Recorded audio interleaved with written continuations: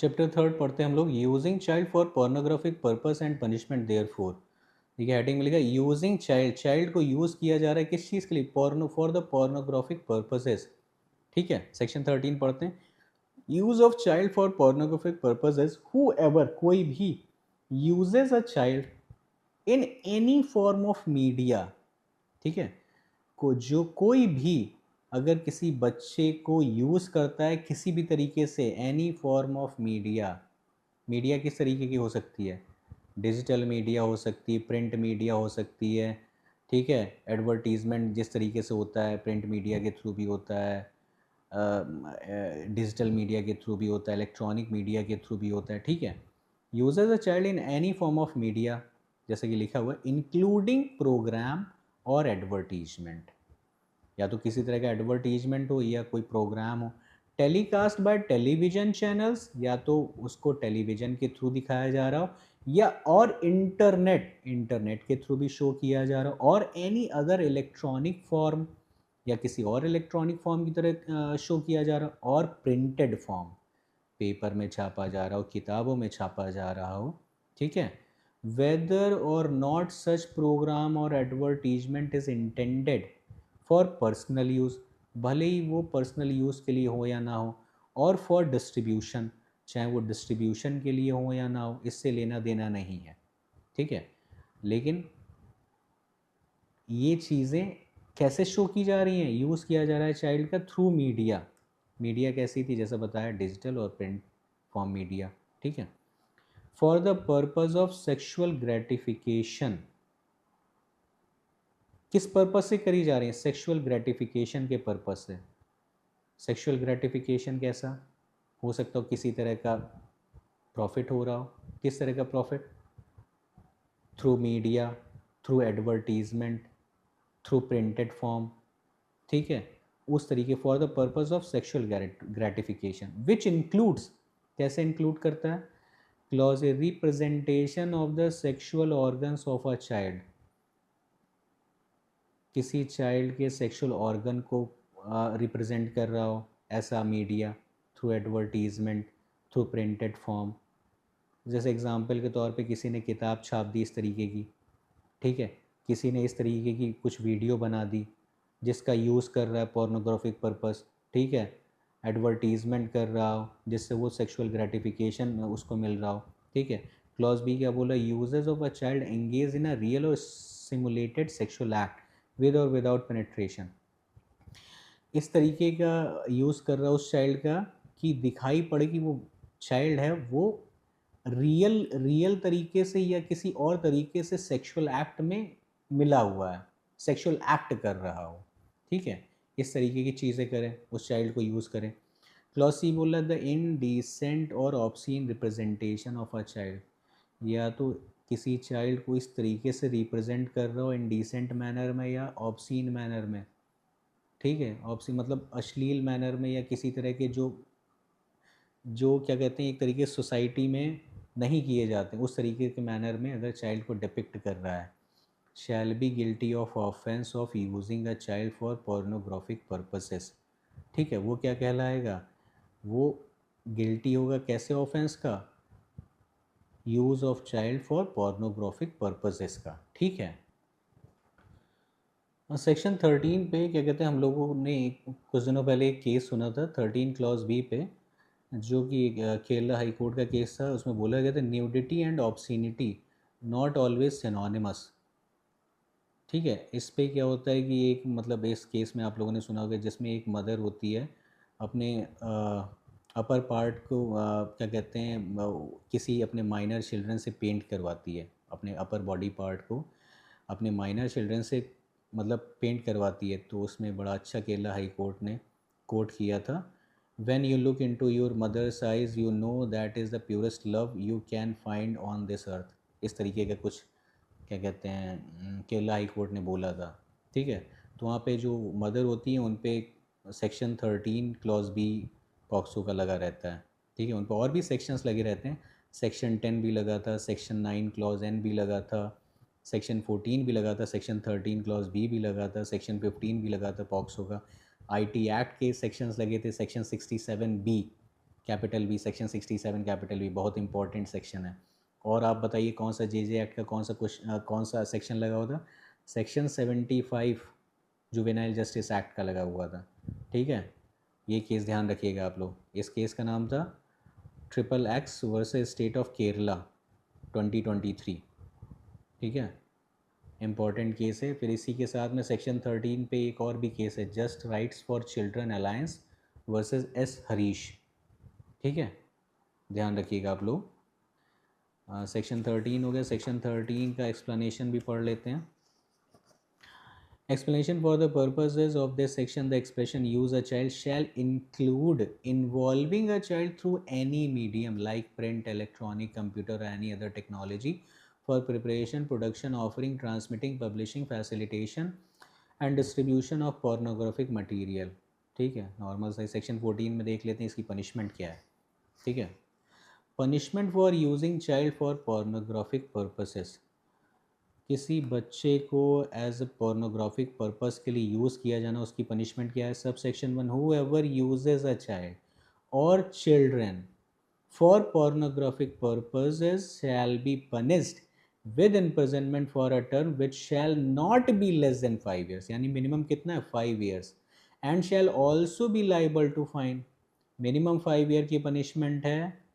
ठीक है, फाइन के लिए भी लायबल, लेकिन in the event of second or subsequent. लेकिन अगर एक बार पनिशमेंट कर लिया ऐसा, फिर दोबारा वो पनिश्ड हुआ किसी अदर ऑफेंस में इसी चीज़ के लिए, ठीक है, इसी ऑफेंस के लिए दोबारा पनिशमेंट मिलेगी, तो क्या होगा? Event of second or subsequent conviction with imprisonment for a term shell not be less then 7 years। दोबारा पनिशमेंट कन्विक्शन हुआ तो मिनिमम 7 years की है पनिशमेंट। ठीक है, सब सेक्शन 2 क्या बोल रहा है? बहुत इंपॉर्टेंट है sub section 2। whoever using a child or children for pornographic purposes under subsection 1 commits an offence referred to in section 3, 5, 7, 9 by directly participating in such pornographic act shall be punished for the said offences also under section 4, 6, 8, 10 respectively in addition to the punishment provided in subsection 1। Example के तौर पे इसको लेते हैं, subsection 2 को समझते हैं। जैसे कोई ए है, ए ने किसी बच्चे को, किसी चाइल्ड को यूज़ किया पोर्नोग्राफिक पर्पसेस के लिए। ठीक है, लेकिन उस पोर्नोग्राफिक पर्पस के साथ साथ ही उसने सेक्शन 3 में जो ऑफेंस है पेनेट्रेटिव सेक्सुअल असॉल्ट, 5 में एग्रावेटेड पेनेट्रेटिव सेक्सुअल असॉल्ट, इस तरह के ऑफेंस किए उसने उसके साथ में उस चाइल्ड के, और उस चाइल्ड के ऑफेंस के साथ करते ही उसने उस ऑफेंस की एक वीडियो बना ली। ठीक है, यानी उस वीडियो को किस चीज़ के लिए यूज़ किया? पोर्नोग्राफिक पर्पस के लिए उस चाइल्ड को यूज़ किया। ठीक है, उस चाइल्ड को यूज़ किया फॉर पोर्नोग्राफिक पर्पस, तो वहाँ पे सेक्शन 3, 5, 7, 9 में तो उसको पनिशमेंट मिलेगी in addition to the punishment provided in sub section 1, यानी सब सेक्शन 1 में जो पनिशमेंट दी गई है वो भी मिलेगी, और सेक्शन 3, 5, 7, 9 में और जो उसने पनिशमेंट किया है वो पनिशमेंट भी मिलेगी। ठीक है, इन एडिशन सब सेक्शन 1। ठीक है, यानी दोनों ही पनिशमेंट उसको मिलेगी, बात की है। ठीक है, ओके। सेक्शन 15 क्या बोला? Punishment for storage of pornographic material involving child.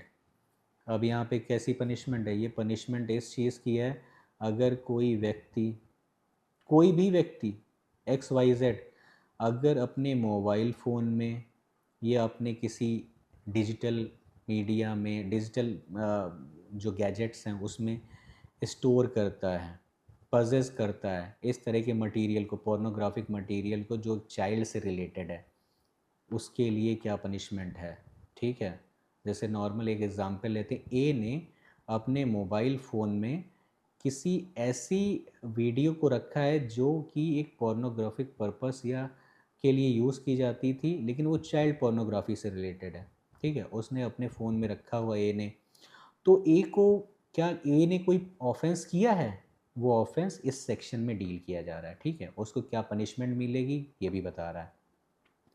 सब सेक्शन 1, एनी पर्सन, कोई भी, हु स्टोर्स, या तो उसने स्टोर कर रखा, और पजेस, या तो उसने अपने पोजेशन में रखा हो, क्या पोर्नोग्राफिक मटेरियल रखा इन एनी फॉर्म। एनी फॉर्म का मतलब या तो हो सकता है उसने किताब रखी हो, ठीक है, किताब भी रख सकता है किसी तरह की पोर्नोग्राफिक, या किसी तरह की डिजिटल मीडिया में उसने रखा हो, मोबाइल फ़ोन में रखा हो, कंप्यूटर में रखा हो। Material in any form involving a child, जिसमें एक तरीके के पोर्नोग्राफिक कैसा है, चाइल्ड से रिलेटेड है, बट फेल्स टू डिलीट, लेकिन उसने डिलीट नहीं किया अपने मोबाइल से, डिस्ट्रॉय नहीं किया, उसने किताब को जलाया नहीं या फाड़ा नहीं, और report the same to the designated authority, ठीक है, और report the same to the designated authority as may be prescribed. तो कोई उसकी शिकायत कर सकता है अगर किसी डेजिग्नेटेड अथॉरिटी को, जैसा कि प्रिस्क्राइब किया गया, with an intention to share, या तो हो सकता हो उसने इस चीज़ से रखा with an intention to share और ट्रांसमिट चाइल्ड पोर्नोग्राफी, उसने किस लिए रखा हो, उस चीज़ को इस वजह से रखा हो कि वो शेयर करना चाहता हो, ठीक है, किसी के साथ, या किसी को देना चाहता हो child pornography, shall be liable to fine, fine लगेगा not less than 5,000 rupees, and in the event of second or subsequent offence with a fine shall not be less than 10,000।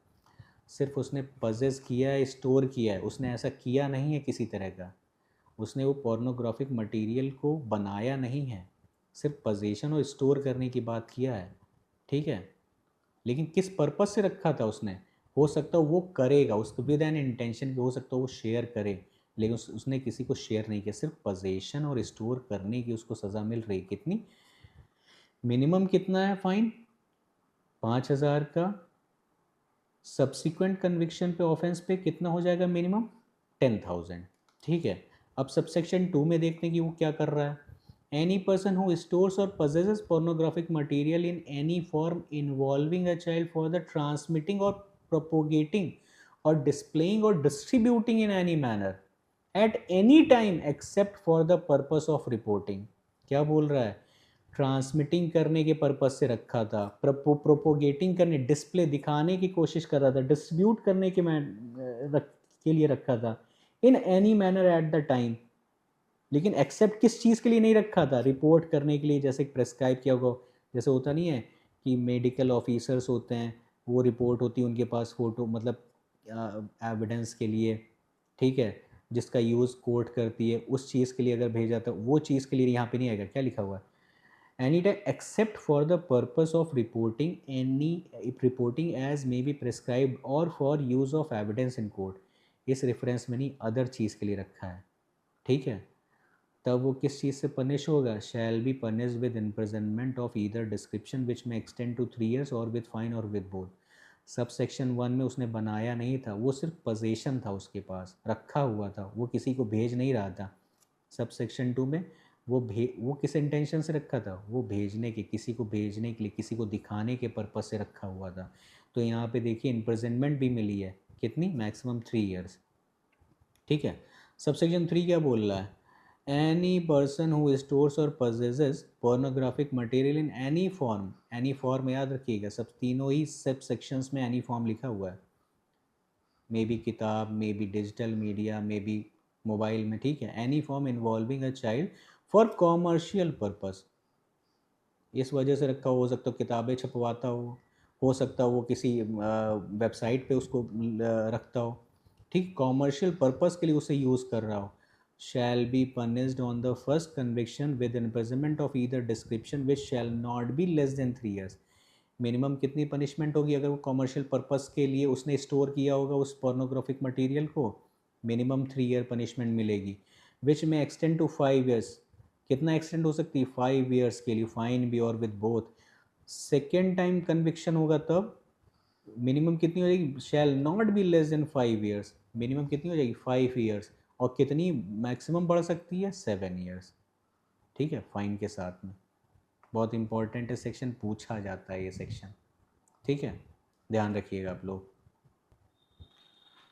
Chapter 4 पढ़ते हैं, abetment of an attempt to commit an offence. Abetment of and attempt to commit an offence, यानी किसी offence का abetment किया गया हो या उस ऑफेंस को करने का अटेम्प्ट किया गया हो, ठीक है, वो चैप्टर 4 बता रहा है। सेक्शन 16 देखते हैं, अबेटमेंट ऑफ एन ऑफेंस, ठीक है, किसी ऑफेंस का अबेटमेंट कैसे होगा, जानते हैं BNS में भी है। BNS में सेक्शन आप बताइए कौन सा सेक्शन है BNS में, ठीक है, कमेंट करके बताइएगा आप सभी लोग। A person abets an offence who, first 3 तरह से अबेटमेंट होगा। बाय इंस्टिगेशन, बाय इंस्टिगेशन होता है। दूसरा किस तरीके से होता है? थ्रू कॉन्स्पिरेसी, ठीक है। थर्ड इंटेंशनली एड, ठीक है। First instigate any person to do that act, किसी पर्सन को इंस्टिगेट कर रहा है, यानी A B को इंस्टिगेट कर रहा है किसी के साथ में ऐसा करो, तो ये क्या कर रहा है? अबेटमेंट कर रहा है। Secondly engages with one or more other person or persons in any conspiracy for the doing that offence, if an act or illegal omission takes place in pursuance of that conspiracy and in order to doing that offence, ठीक है। ऐसी conspiracy कर रहा है, 4 लोग हैं, उनमें से एक कह रहा है कि तुम भी ऐसा करो, तब भी अबेटमेंट कहलाएगा। थर्डली क्या? इंटेंशनली एड कर रहा है। अच्छा ये कहता है B से, अच्छा ये लो मेरा मोबाइल है, तुम इसमें जा कर के वीडियो रिकॉर्ड कर लो। कैसा वीडियो? पोर्नोग्राफिक पर्पस के लिए यूज़ जो किया जाए। तो ए क्या कर रहा है यहाँ पे? इंटेंशनली एड कर रहा है किस चीज़ को? इलीगल काम को करने के लिए, ठीक है, जो सेक्शन 13 में दिया हो, सेक्शन 13 इसी एक्ट में, ठीक है। अब एक्सप्लेनेशन कर क्या कह रहा है? Explanation, a person who by wilful misrepresentation or by wilful concealment of a material fact, अगर कुछ मिस रिप्रेजेंट कर रहा हो, a person who by wilful misrepresentation or by wilful concealment of a material fact which he is bound to disclose voluntarily causes or procures or attempts to cause or procure a thing to be done is said to instigate the doing of that offense। यहाँ पे instigation का मतलब क्या है? अगर A जो है B से किसी तरह की चीज़ मिसरिप्रेजेंट कर रहा है, कहता है कि यार ये देखो ये ऐसा इसने ऐसा किया है इस बच्चे ने, तुम इसके साथ ऐसा करो, यानी विलफुल मिसरिप्रेजेंटेशन उसके सामने कुछ कर रहा है, या विलफुल्ली यानी जानबूझकर उससे कुछ छुपा रहा है जो मटेरियल फैक्ट है, ठीक है, जो वहाँ पे which he is bound to disclose, वो ए बाउंड था बी से कुछ कहने के लिए, कुछ जो छुपा रहा उसको बताने के लिए बाउंड था, लेकिन वो जानबूझ करके नहीं बता रहा है कि जिससे वो ऑफेंस क्रिएट हो, वो ऑफेंस करे, ठीक है। यहाँ पे इंस्टिगेशन कहलाएगा, इंस्टिगेट करना, ठीक है। ऐसे ही एक्सप्लेनेशन 2 में क्या कह रहा है? फैसिलिटेट करना, ठीक है, किसी भी कमीशन, किसी भी एक्ट को कमिट करने के लिए फैसिलिटेट कराना, ठीक है। हुएवर ईदर प्रायर टू और at the time of commission of act, जब ऑफेंस हो रहा उस टाइम पे, उससे पहले या उस समय जिस समय ऑफेंस हो रहा है, does anything in order to facilitate the crime of that act and thereby facilitate the commission thereof is said to aid। यानी इंटेंशनली एड कब कर रहा है? या तो जो ऑफेंस जब हो रहा है उससे पहले उसने ऐसा कुछ किया हो, ठीक है, या उस ऑफेंस के टाइम पे ऐसा कुछ किया हो, इंटेंशनली एड कर रहा है, ठीक है। एक्सप्लेनेशन 3 क्या बोल रहा है? हुएवर एम्प्लॉय हार्बर रिसीव्स और transport a child by means of threat or use of force or other form of coercion, abduction, fraud। इसको एग्जाम्पल के तौर पे समझते हैं। कॉन्स्पिरेसी कैसे होगा? ABCD 4 लोग हैं, ठीक है, 4 लोग हैं, एक गैंग बनाते हैं। वो कहते हैं कि ए बोलता है, ए कहीं से कुछ चिल्ड्रंस को अबडक्ट करता है, किडनैप करता है, ठीक है, किडनैप करता है और उनको बी के पास भेजता है, फिर बी सी के पास भेजता है, और डी जो होता है उनको पोर्नोग्राफिक पर्पसेस के लिए उनका यूज़ करता है और कहीं बाहर भेज देता है, ठीक है। तो यहाँ पे सब क्या होगा? जो ए और बी थे उन्होंने क्या किया? एक तरीके से कॉन्स्पिरेसी करी, ठीक है। तो यहाँ पर वो किस चीज़ के लायबल हैं? अबेटमेंट के लिए लायबल हैं, ठीक है, ये ध्यान रखिए। बोलते क्या लिखा है? Whoever employ harbours receive transport a child by means of threat और यूज फोर्स और other form of coercion, abduction, fraud, deception, abuse of power or of a position, vulnerability or the giving or receiving of payments or benefit to achieve the consent of a person having control over another person for the purpose of any offense under this act is said to aid the doing of that act। मतलब इतना मोटा मोटा यही सब चीज़ें हैं, ठीक है। बस ये एक्सप्लेनेशन इन जो फर्स्टली सेकेंडली थर्डली के लिए दिया गया उन्हीं का एक्सप्लेनेशन है। यानी फर्स्ट में बता रहा था किस चीज़ पर क्या कहते हैं इंस्टिगेशन होगा, सेकेंड पे बता रहा है इंटेंशनली एड कब होगा, थर्ड बता रहा है किस तरीके से कॉन्स्पिरेसी को क्रिएट करेगा। ठीक है, बस इतनी सी बात है। पनिशमेंट देख लेते हैं, अबेटमेंट का क्या होगा। Punishment, Section 17, punishment for abatement. Whoever abates any offence under this act, if the act abated is committed in consequence of the abatement, shall be punished with punishment provided for that offence. अगर abetment की punishment क्या, अगर ए ने B से बोला, instigate किया कि तुम ऐसा करो, ठीक है, इंस्टिगेशन बाय इंस्टिगेशन या थ्रू कॉन्स्पिरेसी या थ्रू इंटेंशनली एड, अगर बी ने वो ऑफेंस कमिट कर दिया, ऑफेंस कमिट हो गया, तो उस ऑफेंस के लिए जो सज़ा बी को मिलेगी वही सेम सज़ा ए को भी मिलेगी। ठीक है, देखिए क्या लिखा, हूएवर अबेट्स एनी ऑफेंस, यानी ए ने अबेट किया इस एक्ट में, if the act abetted is committed, B ने वो एक्ट कमिट भी कर दिया in consequence of the abetment, यानी ए के कहने पर बी ने वो कमीशन कर दिया, ऑफेंस कर दिया, तो A shall be punish with punishment provided for that act, यानी फिर जो बी को जो सज़ा मिलेगी उस ऑफेंस के लिए वही सज़ा ए को भी मिलेगी। ध्यान रखिएगा।